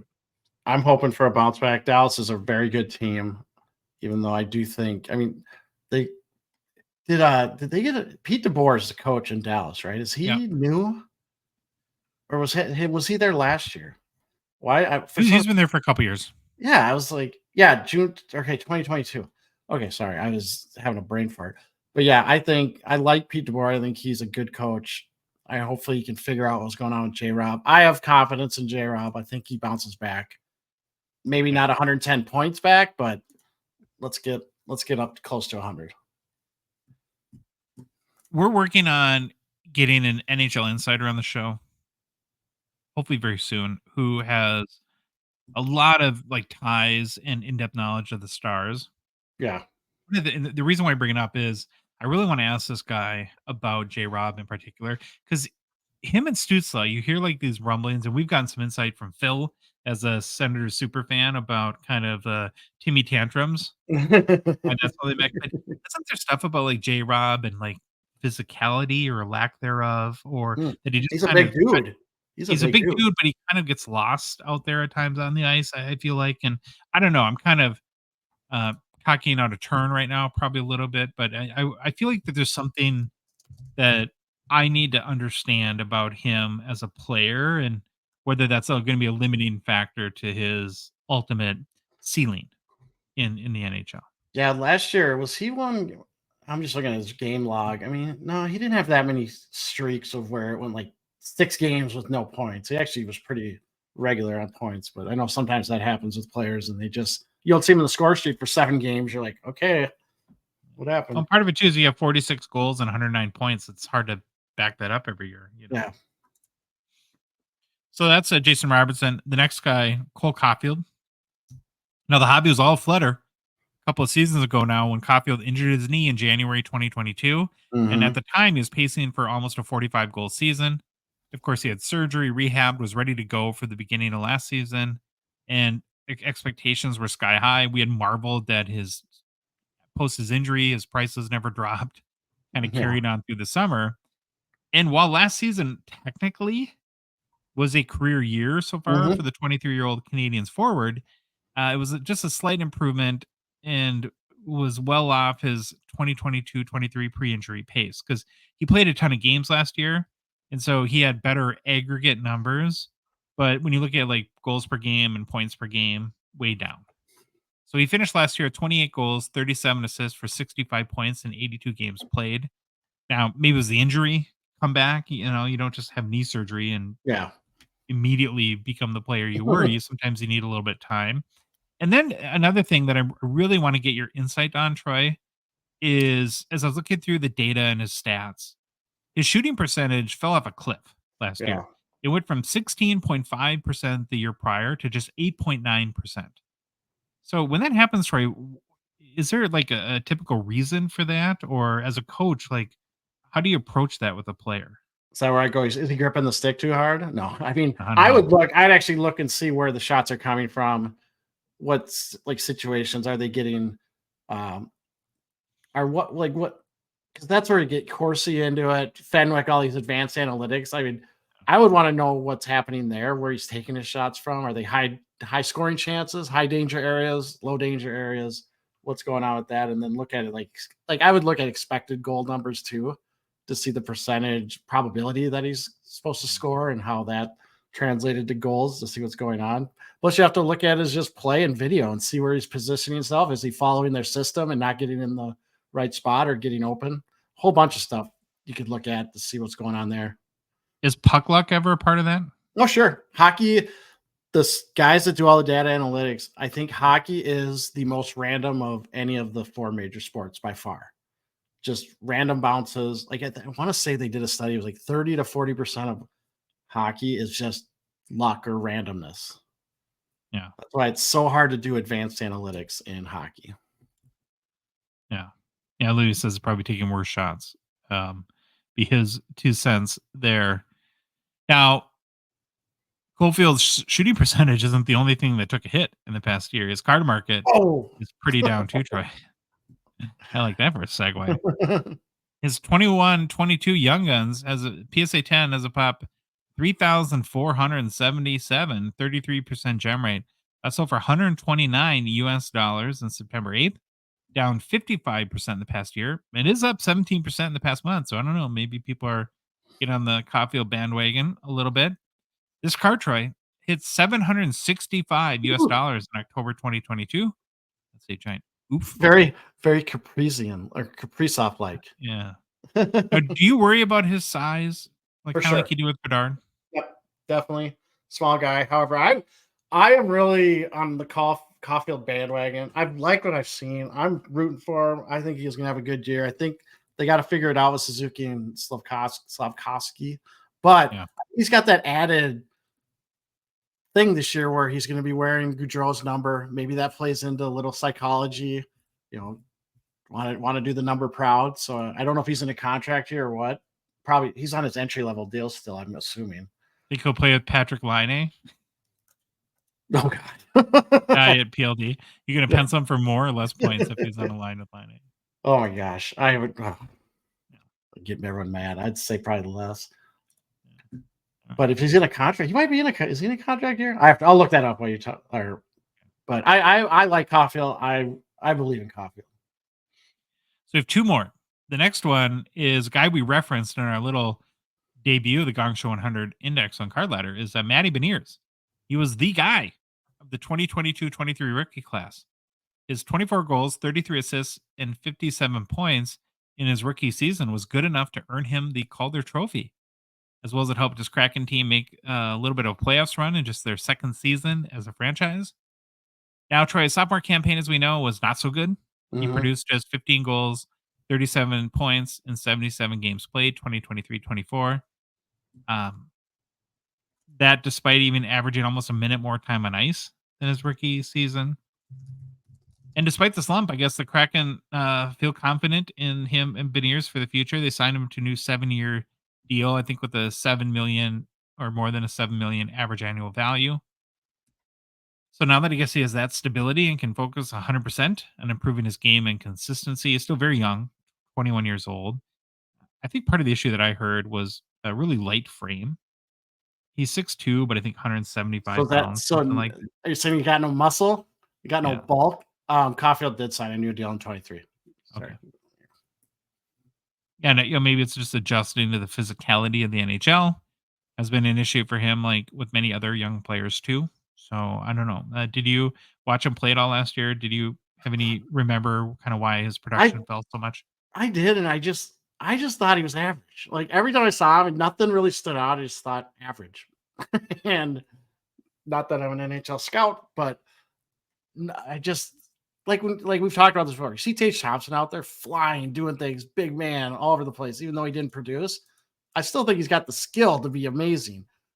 Yeah. Beniers in the very small sample size of me watching him, who knows? He could have had a bad streak, bad couple of games. Just never was someone that just looked like he was ready to take it to the next level. Kind of like Boldy, right? As much as I want to like Matt Boldy, I feel the same way about There's him. the guy that disappears from the stat sheet. Boldy is a guy that did that a lot. Beniers is a 2022-23 Young Guns PSA 10. Has a pop of 1,376 with 32% gem rate. I sold for $83 on September 8th. Ooh. It's down 54% in the past year. It is up 12% in the past month or so. Probably this card hit a high of 610. All of these guys in December 2022. This is like a masterclass in Troy buying Kaprizov, right? We've talked about this a million times. Don't buy at the hype. Don't buy at the hype. Young Guns are risky business with the pop counts and production and everything. Well, I don't know, because like 99% of the people tell us that they've made so much money on Young Guns, so I don't know what to believe. How? Well, maybe we just suck. But wouldn't put it past us. We're down to the last guy. Last comeback candidate we're going to look at is a goalie, Troy. Got to throw in a Tindy in the mix. And our choice for the list is the Isles' Ilya Sorokin. 29-year-old goalie, had been a hallmark of consistency really until last year when his wins, goals against, and save percentage fell to career lows. Sorokin finished 2023-24 with a 25-19-12 record and a 3.01 goals against and a .909 save percentage. Now compare that to the prior season, where he had 2.34 goals against and .924 save percentage, and that's a pretty big drop. And that's, I guess, why we're talking about him today. Now, why did this happen? Do we know? Do we ever know with the goalie, Troy? Could there be the Patrick Waugh factor? Is it hard to play goalie for a goat? I don't know. When Cole comes in as coach, what do you think? I don't think it'd be tough. I'd be more excited. It's, my God, I got Patrick Waugh. And this will actually be, I forgot about this. Like, Waugh was hired during the year, right? So this will be his first training camp with Waugh as the coach. Would you really? I think if I'm a goalie, it would scare the living crap out of me if Patrick Waugh was named the coach. No way? No. Even despite his personality? He's not exactly puppy dog with ice cream. Play well and you won't get yelled at. Yeah. You can also look up too. There's a lot of content out there about the huge amount of shots that Sorokin has faced the last couple years, how the defensive structure and scheme hasn't helped him out much, and so maybe they'll have used that first off season and with Waugh at the helm to kind of correct some of that stuff. Ilya Sorokin is a 2020 Young Guns PSA 10 pop 1,250 with a 57% gem rate. Last sold for $44 on September 8th. Down 38% in the past year. Never down 21. Yeah, down 21% in the past month. This card also hit $168 in December of 2022. Do you remember a stretch like when we were doing the record sales post where there's like a month where someone went totally bananas on higher end Sorokin cards, like buying cup cards and for tons of money? Yep. Just made me think of that. All right, so that's our list of 5 comeback candidates for 2024-25. If you had to bet just one of them that you're most confident in rebounding, who would you choose? Caulfield. I kind of feel like that way too, and I don't know if we just are kind of in love with the story. And we're American bobos, right? We're just well, he's from Wisconsin, and we're big strike against him. But it's you kind of feel like if he's gonna the way he's honoring Johnny Gaudreau, that right, you get some good juju for that. Yeah. I think Caulfield too. Okay, who would your second pick be? Oh, my second. I mean, I kind of wanted to say Sorokin with having. I think it'd be great with Waugh, but I'm gonna go. I'm actually gonna go J-Rob. I'm gonna go J-Rob.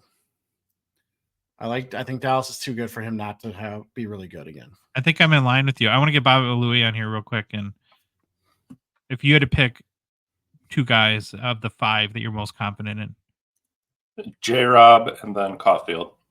Okay. All right. We're on the same page, which means don't buy any of those cards.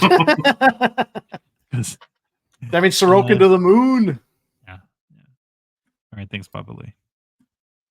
Very quick new product releases, Troy. Just want to mention that there's no pictures. False alarm. The cup checklist is out. We're going to review that on Monday's show. We're also going to try a new format to make it less boring for everybody, including us. Thank you. Are we saying we fell asleep during our own segment? Is that what you're trying to say? Yeah. First sign. It's not. These sets are so big. Yeah. About this off air a lot. And it's a tricky proposition to give people the information they need to know. And I think we found a way to pare it down and make it more fun. So that's always a good thing. Stay tuned for Monday. All right, we're going to move on to our Fanatics hockey preview. Fanatics is Gongshow partner sponsor. Grateful for their support of our show. The September Fanatics Collect Premier Auction is underway. Goes to the 19th, which is next Thursday night. Now remember, there's 3 amazing cards available to bid on. A 2019 Austin Matthews, The Cup Black Shield Auto 101, an 85 OPG Mario Lemieux SGC 10, and a 2015 Exquisite Collection Connor McDavid 03 Tribute, RPA Gold Spectrum out of 5. All 3 are ridiculously nice cards, of course. In addition, though, don't sleep on the buy now marketplace. Up to 4,600 hockey cards you can buy 24/7, 365. And then lastly, but certainly not leastly, that's not a word, but rhymes. The current Fanatics Collect Weekly Auction is live. Ends this upcoming Sunday night. Jeremy Lee and I will be live on Sports Cards Live YouTube channel covering all the key hockey cards that close in the auction. So check out that show. Starts at 8:30 this Sunday p.m. Central Standard Time. In the meantime, the 3 of us Yahoos, got to bring Lee back on, have each picked out a favorite vintage and modern card to highlight in the current weekly auction. And we're going to start with our favorite vintage cards. So I got the first pick. It's actually a vintage card this time. Oh, wow. Shots fired. God, good job. Wow. Shots fired!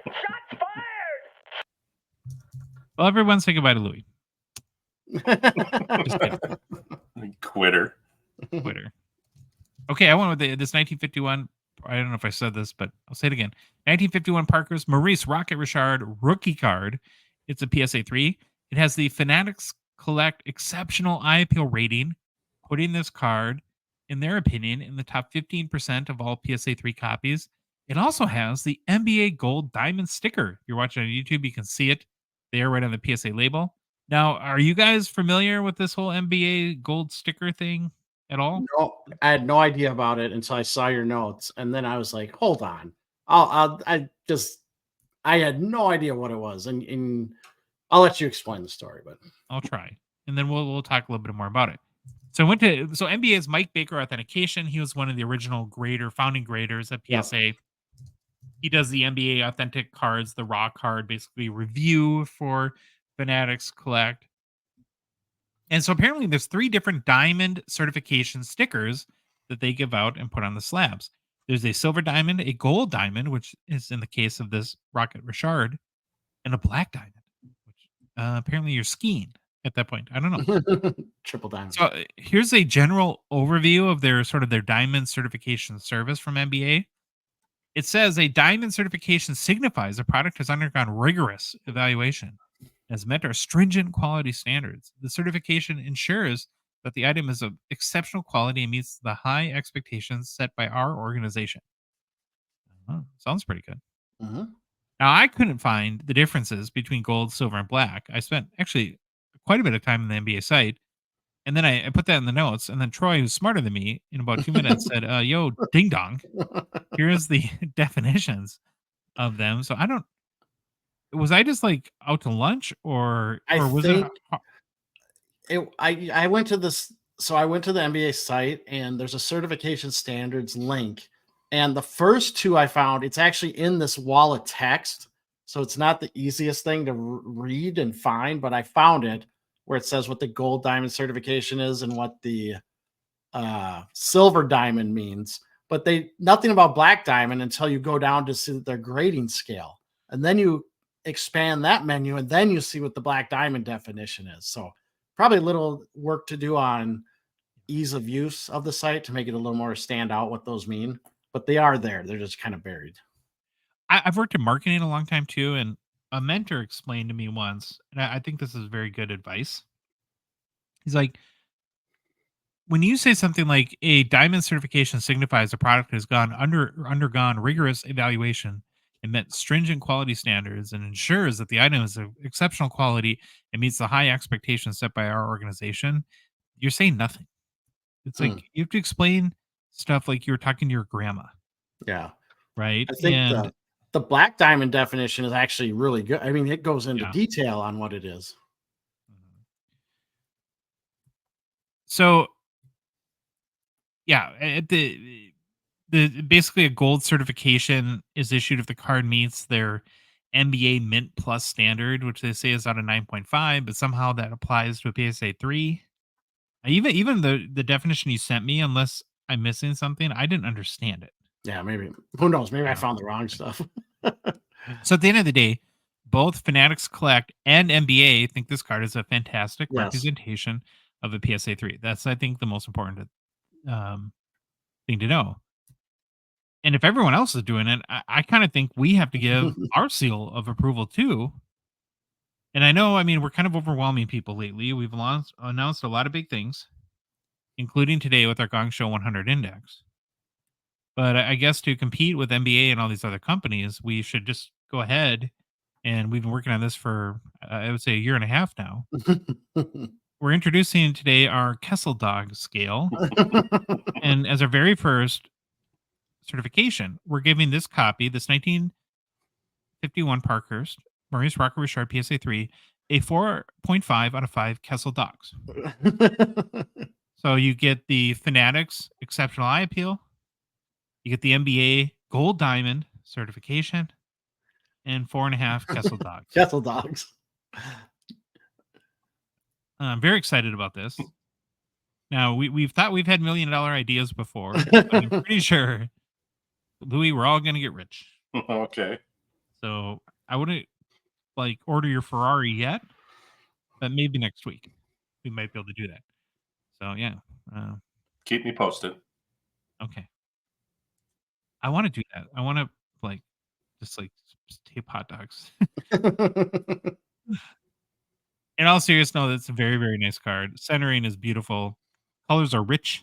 Text is printed very clearly. The corners all have wearing. Yeah. It's consistent on all four and just looks like an old card. It has very high eye appeal rating, like both Mike Baker and Fanatics Collect suggest. I would be super pleased to own this copy. For PSA 3, I'd assume you guys would take this one too, huh? For sure. Yep. Last sale of a 1951 Parker's Maurice Rocket Richard PSA 3 was in January of this year when it sold for $4,100 US. All-time high is $5,100 US from May of 2021. Got a current bid? $3,800 US. Pretty strong for this part of the week, early on in the weekend. Troy. All right. You're next. It's our guy. I don't know if we've done him before. Hadi Moran. Maybe we have. I don't know. Every time I say it, I want to say it like I'm the leprechaun from the Lucky Charms commercials. But yeah, 1910 C56 Imperial Hockey Patty Moran, SGC 3, card number 28. It has the Fanatics Eye Appeal, Fanatics Collect Eye Appeal of an A, which puts it in the top 30% of similarly graded cards. Any Kessel Dogs? I didn't give it. I didn't know about this Kessel Dog scale. Oh, okay. This was being held back from me. And the great thing about Patty Moran is he's a goalie, early goalie. So we love that. And I was going to say, before we get into Patrick Joseph Alexander Patty Moran, I love guys with 15 names. But again, let's look at the card. We'll look at the card first, and then we'll get into our boy who might be the greatest goalie ever because of the stuff he did. So again, card is graded SGC3. Now, honestly, it's got that A rating from Fanatics Collect. Centering looks pretty good for how old it is in SGC3. Obviously, the corners, they're rounded, but not a lot. I mean, they're kind of really, really similarly rounded, so that looks good. Picture Almost on looks it. like that's the way they're supposed to be. To be I know it honest with almost you. does. It almost does. Now the picture itself, it's got the color still. You can tell what it is, but they're definitely now you see where the SGC3 comes in. There's definitely surface issues on his collar. There's kind of like a white line. Now I don't know if it's probably part of the card. Maybe got a little bit scratched. There's definitely some marks here and there, some darkening as you get towards the bottom. A lot of these 1910s, you see this, the darkening of it and everything. And then if you've ever wondered why they call hockey jerseys sweaters, yep, yeah, this is it. exactly. And we're going to get into a little fact about Patty Moran and the sweaters. If you look at the back, actually the back looks really nice. Looks nice and centered and maybe a slight, it looks good. A couple marks here and there, but little staining. I don't know what that is, but a little something there. But again, the front looks great. It's an SGC3, so you're not expecting it to be perfect. But again, nice looking card for the grade that it has. So now we got to learn about Patty Moran, Josh. This guy and Louis, this guy is something else. So he's a goalie from Quebec City, Quebec, Canada. Okay. He played all but one of his 16 seasons for the Quebec Hockey Club from 1901 to 1917. And then in 1909 to 1910, he played for the All Montreal Hockey Club and the Haileybury Comets. Okay. That must be the team with the H. He must have been. Yes, that's what I think it was. Yeah. And then here's the deal. Patty Moran was noted for protecting the area in front of his net by aggressively using his stick and slashing opponents, going so far as to be shown in the paper as he would try to take their heads off with the stick. Hey, you got to protect your crease. Also, he would spit chewing tobacco at opposing players. So when they came through his crease, he chewed during the game and spit at them, which I would like a goalie to do that today. That would be fantastic. Probably get suspended. You'd be spitting on yourself because you'd get all over your face mask. Yeah, no kidding. He won the Stanley Cup with Quebec in 1912 and 1913, inducted in the Hockey Hall of Fame in 1958. And I just was thinking to myself, I mean, how wild would it be? Guy skates in front of Sorokin, he just spits on him. Now, I wonder if this we have inspiration for Brad Marchand, or Brad Marchand. Maybe that's why he licks people. Maybe he's taking it from Patty Moran. Decided I'm going to get gross and lick people. Now, Patty Moran, Josh, 5'11", tall goalie for his age or for his era. Huge goalie in his era. He played when it was illegal for goalies to go down to the ice to make a save. That's wild, but I guess save their faces from getting destroyed. Mm-hmm. And another little tidbit on Moran, he often wore oversized sweaters, claiming that they kept him warm in the cold arenas. However, that kind of went out the window when he kept them unbuttoned and would often use them to catch shots in like the webbing. He would have a huge sweater on and open it up and try to catch shots. So sounds like an absolute character. I love it. I want a Patty Moran in today's NHL. I couldn't find any SGC3 sales of this card. An SGCA authentic grade did sell in October 23 for $229.67. PSA 5 sold in March of this year for $1,524 US dollars. This card current bid $74 US dollars. $74 to get a piece of 1910 history. It'll go up. It'll go up. Yeah. Oh, yeah. All right, Baba Louie, you got the next vintage card. Vintage. I chased after a 1981 O-Peachy Paul Coffey. You like that? Yeah. So this happens to be one of my favorite years for these O-Peachy Topps cards. I think they look slick. You like that rough cut? Yeah, I can't. Oh, I see it on the top a little bit. Yeah, you can see it on the top and the bottom a little bit. Should mention it's an SGC7. Oh, yeah, I missed that part there. Yes, thank you. SGC7. So I got you. Not the creme de la creme, but beautiful card nonetheless. You guys remember Paul Coffey? Never heard of him. Four-time Stanley Cup winner. Okay. Hall of Fame inductee in 2004. He's got some crazy stats, and I decided to throw him in here because I couldn't believe it when I was reading it.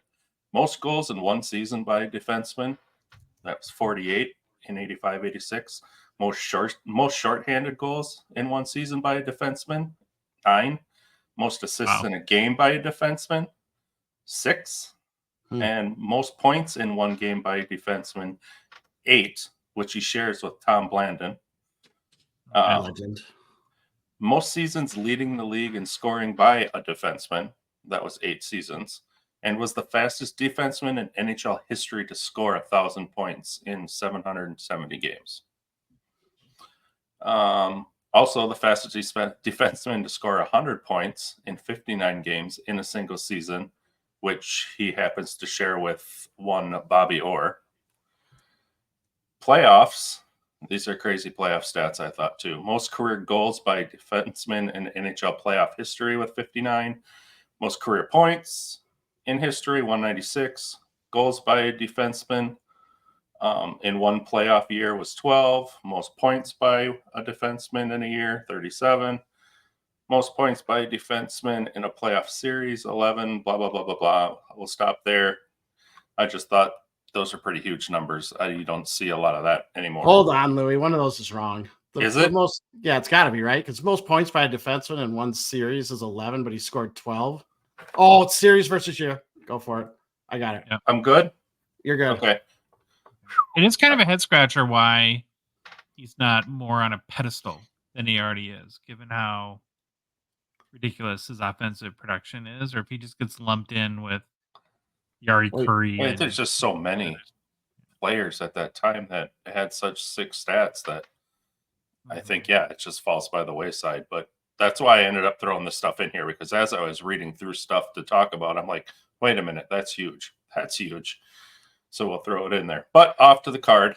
Like I said, I love the look of the old OPG 8182. I like the rough cut. The biggest issue with this card, though, is that there are 2 questionable corners. It's the top left and bottom right. And I think what kills the card, I don't know if you grabbed the picture of the back, but there's nice. So you can see there's a stain in the wording on the left side there. No.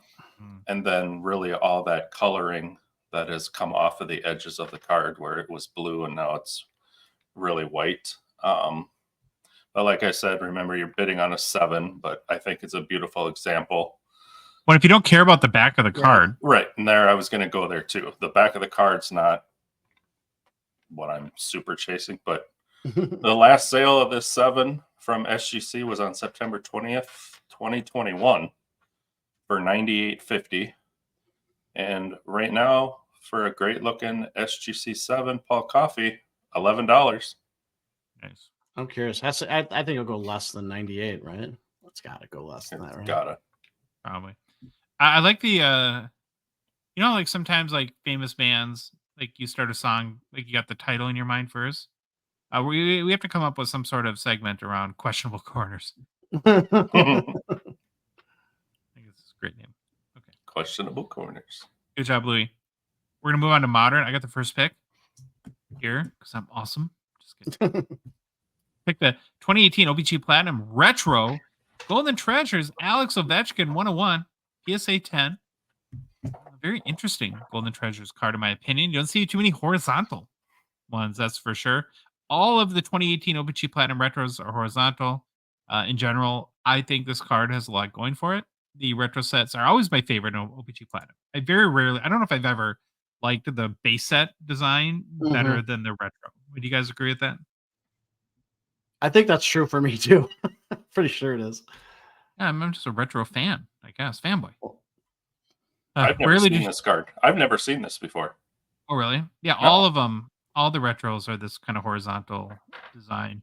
I like it. As long as all of them are, you said, though? Yeah. Okay. It's kind of got that cool. I like the little kind of retro, like sort of what is that? Like an icon of a hockey player. Yeah. In the bottom right corner. It's just got a little bit of a, 60s, 70s vibe to it. Actually, the Golden Treasure is sort of pattern kind of fits the retro theme there too.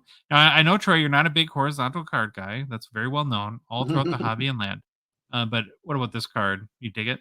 It looks great, but then it drives me nuts that the team name's going up and down. It's like, I think it actually looks really nice, and then that's there, and it just throws. But that the young kids, they don't care about that. They're all into You might that. get a stiff neck, kind of twisting your neck to read the To look team. at it, yeah. Great looking Right? card though. Really good looking card. What about you, Baba Louie? You like it? I do. I like it. Now it's got that whole PSA 10 grade thing, which is a little bit unnecessary with the 101, but Yeah. always a bonus, right? I mean, never hurts the value by any stretch. And of course, Golden Treasures is the brand name for the 101 parallels in both OPG Platinum and Allure. In our episode where we talked about picking the right 101s, we listed the Golden Treasures card in our top 5 101s. Mhm. So, a little show fun fact there for you. Between OPG Platinum and Allure, there's only been 4 total Ovechkin Golden Treasures cards that have ever sold publicly to this point. This specific card has not ever sold publicly, though. It's not one of the 4. Now, there's been 16 total sales of any of the 2018 OPG Platinum Retro Wow. Golden Treasures cards. Top sale to date is a Dylan Larkin PSA 8, sold for $500 US this past January. I've got a feeling this one will definitely top that. Right now, it looks pretty cheap, though. What's the current bid? $155 US. Okay. You got the next modern card? I do. I love this card. I'm back. Back to the Oh. Panini. Back to the Panini bandwagon for me, I guess. 2013 Select Red Prism Brett Hall out of 35. PSA 8. PSA Pop 101, baby. This is the only graded copy of this card at PSA. And if I got my grubby little hands on it, I'm ripping it out of that PSA slab in about 4 seconds. Have you ever after I cracked put a slab yet? No, I haven't. I watch videos on it all the time. I feel like I know what I'm doing, but I haven't done it. You'd be nervous. I think I would be. I haven't done I don't it either. think so.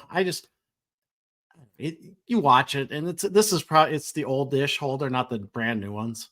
But even though I saw a video of some guy that shows how to crack the new ones and like super easy, so it's like it just never wins. They can never like, make. And it's really easy. As he slices his hand open, but back to this card. I think this card is one of the coolest looking cards. I just love how it looks. I like Panini Select. I think it looks great. Plus, I'm a big fan of the Blues jerseys that have the red in them. I think me too. like remember 2 years ago we were at the X1. I kick myself every day about this still. There was that card at Jeremy Lee's table. I think he had a Brett Hall patch auto. I can't remember what exact card it was. It had the red, yellow, blue, and I kicked myself for not buying it. It was not expensive. He had it priced pretty reasonably, and I didn't pull the trigger. Why didn't you buy it at the time? What was your rationale? I don't know if I was like, I probably saw it right away, and I'm like, oh, I'll wait till I spend. Yeah, I Like WandaVision boxes you want to buy or something like that? Gotta get more WandaVision. I guess what else is around this show. Now it's just I need to save money for my dollar boxes. Oh yeah. All right. So this card, PSA 8. Great. It's an 8. You look at it, man, I can't tell you why it got a PSA 8. Centering looks great. Corners, edges.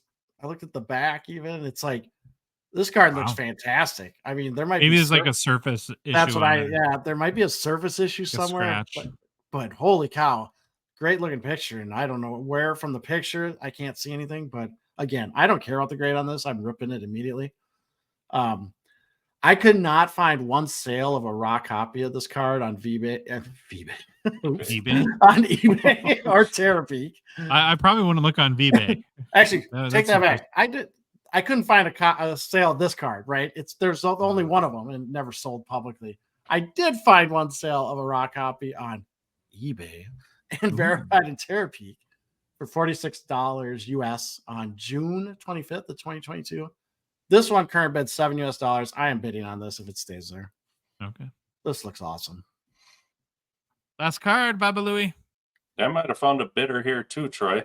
A 2022. Better talk about it, right? Right? Upper Deck. What's your max? Yeah. What's your max? 2022 Upper Deck Smooth Grooves Sapphire Matte Boldy out of 150. It's in a PSA 10 slab. Okay. Now, first off, I had never heard of or seen this insert set, and Neither it caught my attention on here. And to be very honest, a lot of people know this, but I'm not a very big fan of most of Upper Deck's inserts, and probably didn't even think there was a parallel to these after seeing the base Smooth Grooves.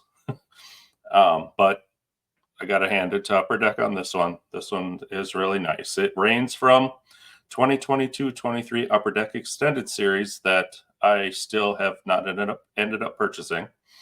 And there's really not a lot to say about the card, or the set. There's 40 total cards in this Sapphire set, and they're all numbered to 150. Like I said, it's a boldly graded PSA 10 in my favorite retro Wild North Star jersey. I was unable to locate this card sold graded, but a raw copy had sold on June 11th of this year for $13.75. So simply, I think these are affordable, simplistic cards that I do enjoy, and I think it'd be awesome in anybody's PC. Sure. Current bid, $7. American? Okay. USD. I think they really, really should have color matched the logo, the background with green instead That'd of have blue. been cool. But I'm sure all these are blue. I'm sure that's what it was. But Yeah, they all are. I went and checked besides out that, a it's a bunch great of them. looking card, man. Get everything right. The colors, they match. You got a nice little logo blended in with the right color. Love it. Yep. Got the logo police here on the case. I'm here. Logo cops. Solving one criminally bad logo at a time. Bid on these 6 cards or any of the other amazing hockey cards available in the current weekly auction. Head to fanaticscollect.com. Personal pickups. Troy. Nothing. Nothing. Even though I'll be bidding on that haul if it stays reasonable. Okay. Slab Sharks, there's definitely some stuff out there I've been eyeballing. So when their auction ends tonight, I will be watching that. Don't forget to head over to VBay. eBay. Baba Fufai, Baba Louie, what do you got? Nothing in hand. I got one coming though. Can't wait. Phil got two you. Yeah, Personal Phil pickups. got make Phil mad. Well, I actually got 2 things.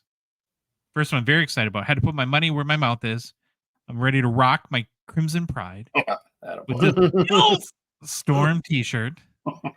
I'm all in on the Storm, baby. Nice. We'll win the Memorial Cup this season. Lock it in. I just got to figure out who's on the team and if they're any good. But of course, it shipped from Canada, so I just hope it comes before the season's over. Want to help support my team that I know nothing about, but it's kind of a cool logo. It's got a little cyclone with little mean eyes on it. I think, have you seen? And I know Shane Pinto's brother's on there. I looked that up for 2 seconds. Did you know there's a University of Guelph? It's not Guelph. It's Guelph. Look at this. That's their emblem. The Guelph Griffins. That's like very hot Harry Potter. I think you need one of these too. Yeah. So I'm excited to get my t-shirt. Didn't find a sweatshirt I like. Really wanted one of those instead. And then I got a hockey card. I've been on this Pacific private stock titanium run. I got a 2001-02 Temu private stock titanium gold out of 99 raw. Troy, look what we started. Yeah. These are so cool, and I love the look of these cards. I love that he's in an old school Ducks uniform. Mm-hmm. Fantastic. Well, I just got the silver Awesome. in the mail. Oh, they're not good enough to make personal pickups or what? I did it, but these were from before. I just do it when I buy them. Louis and Phil got this weird, it's got to be in hand. No, that was Phil. Phil yelled at everyone for doing them. Yeah, and then Louis listened to him. But I don't know. Listen to Phil. So, holy moly, it's under 2 hours. Yeah.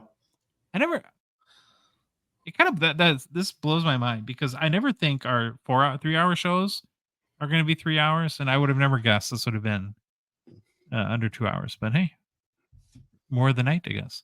Get wild, party, not go to bed. Really. If you like the episode, please leave a rating and review on Apple, Spotify, whatever podcast app you listen to us on. If you love the episode, or if you love the show, would like to support us, want to chat with us on the Hockey Cards Gongshow Discord server, please consider a $5 a month donation. Join our $1.99 support level tier on Patreon. Link is in the show description. And both our podcast apps and YouTube, within our Instagram profile and TikTok profile, you can get the link there. You go to our website, hockeycardsgongshow.com, click on the Become a Patron link, and then or just go to the Patreon website directly, patreon.com, and search for Hockey Cards Gongshow. We're on social media. We're hip. We're cool. We're on Instagram, Facebook, TikTok, Twitter, and YouTube. And boys, the Hockey Cards Gongshow podcast is a production of Dollar Box Ventures, LLC. Have an amazing weekend. We'll be back with another super show on Monday. Louis? Bye.